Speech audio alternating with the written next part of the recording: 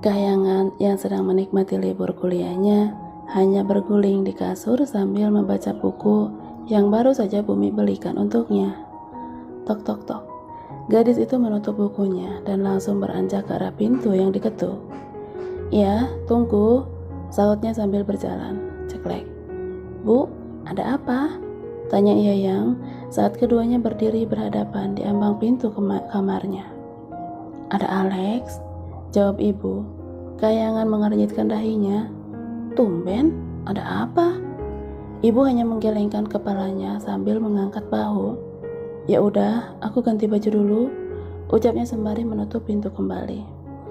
Kahyangan mengganti pakaiannya ke yang jauh lebih tertutup, karena baju yang ia pakai saat ini hanya kaos dan celana pendek setengah paha. Usai menggantinya dengan celana panjang, dia pun bergegas keluar menemui Alex, teman sekaligus tetangga rumahnya. "Hai Lex," sapa Yayang pada pemuda seusianya yang sedang duduk di teras rumah. "Hai juga, maaf ganggu," ucapnya yang langsung berdiri. "Nggak apa-apa, lagi santai kok. Ada apa?" tanya gadis itu. Kini keduanya sudah duduk berdampingan. "Aku mau ngajak kamu jenguk Christine, mau nggak?"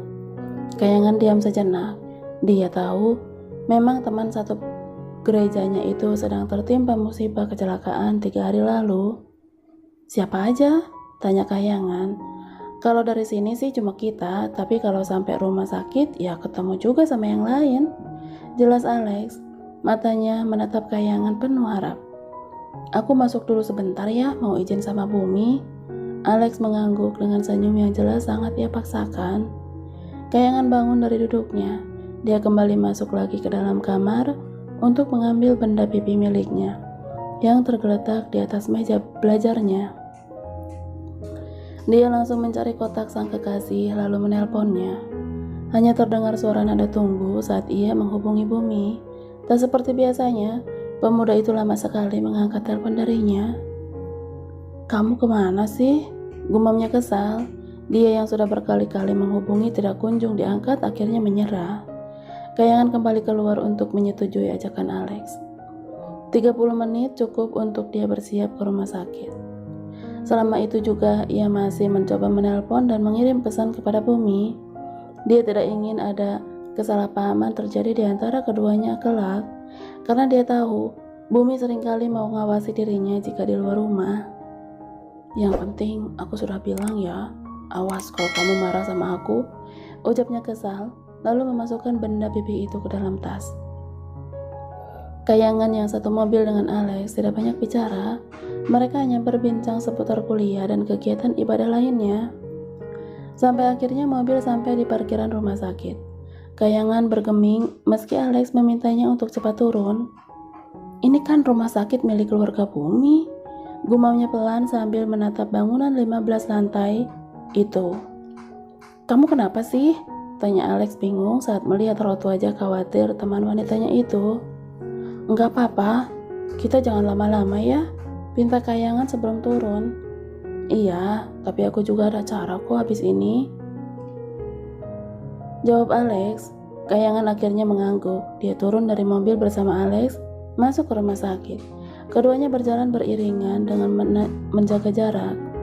Kahyangan hanya bisa menundukkan kepalanya saat ada saja yang mungkin seperti mengenalnya. Dia yang beberapa kali datang ke sini, tentu ada saja yang tahu tentangnya sebagai kekasih anak pemilik rumah sakit. Begitupun dengan kali ini, dia dan Alex berdiri di depan lift untuk menuju lantai 7, di mana temannya itu dirawat. Tring. "Yayang?" Kahyangan tersentak kaget saat dia melihat seseorang yang sangat dia kenal ada di hadapannya. "Kamu ngapain?" tanya Air, matanya melirik ke arah Alex yang berdiri tepat di sisi gadis itu. "Hai Ai," sapa Alex, ramah seperti biasa. Sahutnya tanpa berkata. Kahyangan yang panik hanya bisa diam. Pemuda di depannya itu juga punya jiwa posesif seperti adiknya. Dia tidak akan membiarkan milik saudaranya itu disentuh orang lain. Itulah yang pernah Air katakan saat Bumi memantapkan hubungan mereka. "Aku mau jenguk temanku, Ai," jawab Kahyangan akhirnya. Dia bersikap setenang mungkin seperti biasanya. "Siapa?" tanya Air. "Christine," jawab Alex. "Gue nggak nanya sama lo," sentak Air. Sikapnya pada pria itu masih sama. Alex pun hanya mendengus kesal. Mantan saingannya itu tetap saja tidak pernah ramah kepadanya. "Kamu sendiri lagi apa?" tanya Kayangan mengalihkan pembicaraan. "Ambil obat cahaya," jawabnya singkat. Aura mencekam sangat terasa di antara mereka bertiga. Alex akhirnya memberi kode kepada Kayangan agar dia dan gadis itu cepat pergi dari hadapan Air. Kayangan yang mengerti menganggukkan kepalanya. "Ai, kita duluan ya. Udah ditungguin," pamit Kayangan pada kembaran kekasihnya itu. "Nanti pulang minta jemput Bumi aja," pinta Tita Air kepada gadis itu. "Bumi nggak bisa dihubungin. Udah 2 jam chat, aku nggak satupun dibalas. Mungkin lagi sibuk," ucap Kayangan. "Oh, dia lagi proyek baru. Tadi pagi mau pergi sama Kak Nela," jelasnya yang baru ingat. Kayangan diam sejenak. Selama mereka bersama baru kali ini tidak memberi kabar sama sekali kepadanya. "Oh gitu." Ada rasa kecewa yang jelas terlihat di wajah cantik Kayangan. Air yang sadar langsung menarik tangan Kayangan menjauh dari Alex. Dia butuh bicara 4 mata dengan gadis itu. "Kalian bertengkar?" tanya Air langsung. "Enggak, semalam baru habis ketemu. Dia kasih aku buku banyak banget, tapi sedari pulang Bumi sampai detik ini nggak ada kabar. Aku telepon susah, bahkan chat aku pun belum sama sekali dia baca," jelas Kayangan yang mulai merasa aneh dengan sikap kekasihnya itu. "Biasanya nggak gitu kan?" Kayangan mengangguk. Hatinya resah dan tak menentu. "Dia sama Kanela kemana? Biasanya bilang sama aku, bahkan suka ngajak aku. Apalagi dia tahu aku nggak kuliah," tanya gadis itu penasaran. "Papa lagi kenalin Bumi ke anak salah satu kliennya, dan mereka kesana buat ketemu," terang Air. "Sama Papa?" "Enggak, cuma Bumi sama Kak Nela," jawab Air. Kayangan diam. Dia menarik nafasnya dalam-dalam. Tentu ada rasa kesal dan cemburu dalam hatinya kini. Bagaimanapun ini pertama kalinya Bumi pergi tanpa sepengetahuannya. "Ya udah, aku ke atas dulu," pamit Yayang pada kembaran kekasihnya itu. "Iya, aku juga mau pulang," saut Air. Keduanya berpisah membawa pertanyaan yang sama. Ada apa dengan Bumi? Usai menjenguk temannya, Kayangan dan Alex langsung pulang karena gadis itu mendadak merasakan sakit di kepalanya. Alex yang merasa khawatir, akhirnya hanya menurut. "Kamu kenapa? Kalau sakit kenapa nggak sekalian diperiksa aja?" ucap Alex. "Aku hanya butuh istirahat." Tidak ada percakapan apapun selama perjalanan pulang, sampai mobil tepat berhenti di depan rumah Kayangan. Gadis itu terperanjat kaget saat ia melihat kendaraan mewah Bumi ada di depannya saat ini. "Apa perlu aku yang jelasin ke Bumi?" tawar Alex. "Gak usah, ini urusanku dengannya, Lex." Kayangan langsung turun setelah mengucapkan terima kasih pada temannya itu. Di depan teras rumahnya, sang kekasih jelas sedang menunggu. "Bu," sapa Kayangan, yang dipanggil hanya menoleh sekilas lalu bangun. "Ini untukmu, aku pamit." Bumi memberikan satu paper bag pada kekasihnya. Dia lalu mencium kening Kayangan sebelum akhirnya pergi.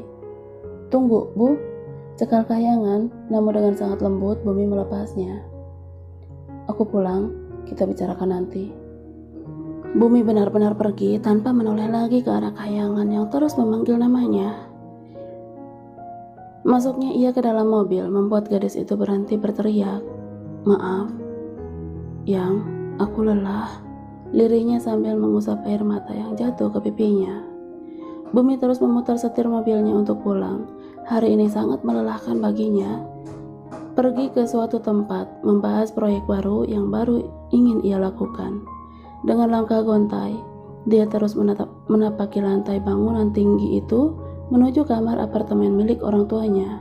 Ceklek, pintu utama ia buka dengan begitu pelan. Tak ada siapapun di rumah, karena terlihat nampak begitu sepi. "Ma?" panggilnya di tengah tangga. Tak ada sahutan. Akhirnya langkah kakinya ia belokkan ke arah kamar orang tuanya. Dengan pelan dia mengetuk pintu bercat coklat itu. Tok tok tok. Tunggu, sahut wanita 3 anak itu. Ceklek. Kakak, udah pulang? Tanya Melisa saat keduanya berdiri saling berhadapan di depan pintu. Udah mah, tadi sempat mampir sebentar ke rumah Yayang, jelas si Tengah kepada mamanya. Ya udah, kamu mandi ya, biar mama buatkan kamu makanan. Tita Melisa yang dijawab anggukan kepala dan senyum manisnya. Bumi langsung masuk ke dalam kamarnya, melepas jaket, lalu melempar kunci mobil dan ponsel. Usai membersihkan diri, dia kembali turun ke lantai bawah menemui sang mama yang sudah berjanji akan membuatkan ia makan. Ma, panggilnya lagi saat sampai di dapur. Tunggu, sebentar lagi matang, jawab wanita 3 anak itu yang masih sibuk dengan spatulanya. Bumi duduk di kursi meja makan, menatap punggung wanita yang melahirkannya 20 tahun silam. Makanlah. Dengan asap yang masih mengepul, Bumi mulai menyendokkan makanan tersebut ke dalam mulutnya. Dia makan dengan begitu lahap dan tenang seperti biasanya. Melisa yang duduk di sebelahnya pun tidak henti menatap anak tengahnya itu dengan perasaan penuh kasih dan sayang. Kalau tadi ke rumah Yayang, kenapa nggak diajak sekalian? Udah lama mama gak ketemu, tanya Melisa saat sang putra menenggak air putihnya. Enggak, dia habis pergi mah, takut capek, jawab Bumi santai meski dalam hatinya masih menyimpan rasa kesal. Pergi? Oh, sahut Melisa. Iya, dia pergi ke rumah sakit dengan temannya, tambahnya lagi sambil menghela nafas berat. Ya sudah, tapi lain kali ajak kemari ya. Bumi hanya menganggukkan kepalanya. Dia tidak benar berjanji apapun. Bagaimana pertemuanmu dengan klien papa? Apa semua lancar? Melisa yang tahu kegiatan putranya itu langsung bertanya lagi. Lancar mah, lagi diurus semua berkas dan perjanjian kontraknya sama Kak Nela, jawab Bumi sambil memainkan gelas yang kini hanya tinggal setengah isinya. Nela anak baik, Rama juga pintar Kak, ucap Melisa memuji teman wanita satu-satunya yang dekat dengan putranya tersebut. Meski jarang bertemu, tapi Melisa bisa merasakan jika Bumi nyaman dengan gadis itu. Iya Ma, aku bahkan bingung kalau sampai Kanela nggak ada, sahutnya lagi. Ada senyum tipis di ujung bibirnya. Kamu sangat bergantung dengannya soal pekerjaan, tapi jangan terlalu bebankan dia Kak, pesan Melisa. Iya Ma. Ma, panggilnya dengan begitu lirih. Ada apa? Tanya Melisa. Bersama dengan yang sama, itu jauh lebih tenang ya. Kahyangan yang tiba-tiba datang ke apartemen setelah seharian bersama Cahaya di rumah utama tentu membuat Bumi kaget. Pemuda tampan yang sedang fokus pada layar laptopnya itu pun menoleh. Yayang, ucapnya pelan namun kedua tangannya siap memeluk gadis kesayangannya itu. Pesanku lagi-lagi nggak dibalas, keluh Kahyangan, yang dirasa 3 hari ini Bumi sulit sekali dihubungi. Ponselku di kamar, ucapnya setelah mencium kening Yayang. Sibuk? Ganggu nggak? Tanya gadis itu. Enggak, dikit lagi selesai. Cahaya yang juga duduk bersama mereka tentu sibuk dengan ponselnya tanpa menghiraukan betapa lembutnya sang kakak memperlakukan kekasihnya itu. Mama belum pulang dari kantornya papa? Tanya Cahaya yang dirasa rumah nampak sepi. Belum, kayaknya pulang malam deh. Soalnya mama mau langsung ikut ke acara salah satu temannya papa, balas Bumi. Ia yang sudah meletakkan laptopnya kini sudah duduk bersandar dengan kepala kayangan di dadanya. Kalian gak akan kemana-mana kan? Ada yang gak mau ya ditinggal sendiri? Ancam si bungsu. Kamu sendiri di rumah, yang ada kepala kakak dipenggal sama papa. Dua gadis itu pun tertawa. Reza tidak akan mengampuni siapapun yang macam-macam dengan putrinya itu sekalipun Humairanya. Aku kamar dulu, mau bikin video minum obat buat tanda bukti ke abang. Kakaknya sambil bangun dari duduk.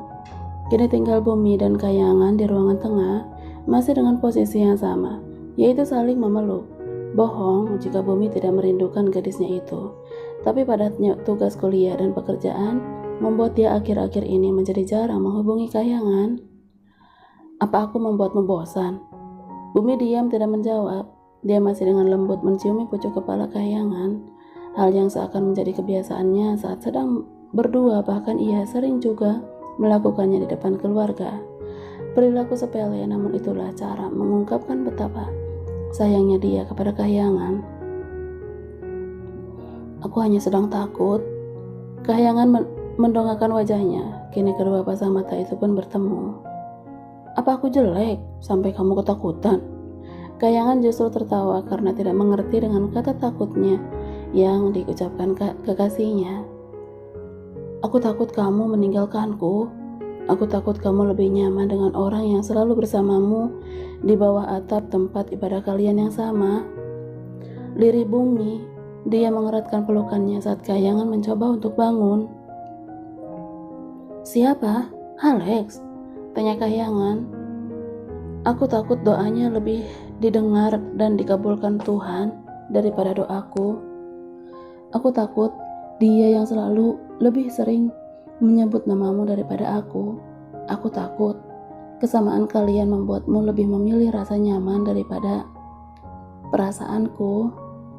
Bumi akhirnya mengutarakan isi hatinya yang selama ini begitu menyisakan dadanya.